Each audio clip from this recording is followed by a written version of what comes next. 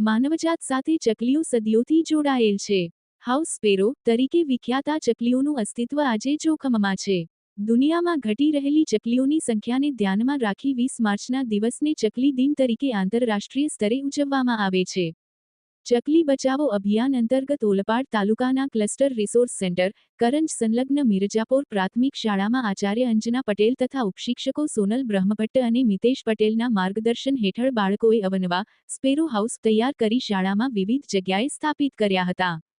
આ પ્રસંગે ઉપસ્થિત CRC કોઓર્ડિનેટર વિજય પટેલ જણાવ્યું હતું કે માણસજાતની બદલાતી રહેણીકરણી, શહેરીકરણ, ખેતરોમાં બેફામ જંતુનાશક દવાઓનો છંટકાવ જેવા પરિબળોને લીધે ચકલીઓની સંખ્યા દિવસે દિવસે ઘટતી જાય છે ત્યારે સૃષ્ટિની સજાવટ માટે તેમની જાળવણી કરવી એ આપણો સાચો ધર્મ બને છે. તેમણે આજના દિવસનું મહત્વ સમજી ચકલીઓ માટે માળાની વ્યવસ્થા કરી સાચા અર્થમાં ચકલીદિન સાર્થક કરવાનો પ્રયત્ન કરનાર મિરજાપોર, કમરોલી, ભગવા, મંદરોઈ તથા અન્ય શાળાઓને અભિનંદન પાઠવ્યા હતા.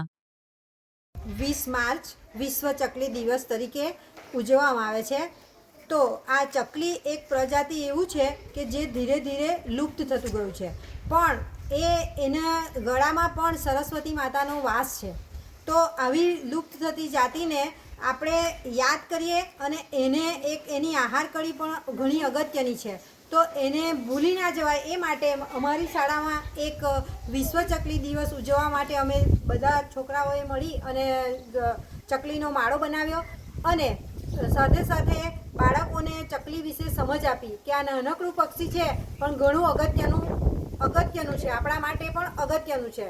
એટલે આ દિવસે અમે આ ચકલી દિવસની ઉજવણી ચકલીનો માળો બનાવી અને ચકલી વિશે બાળકોને સમજ આપીને ઉજવ્યો છે.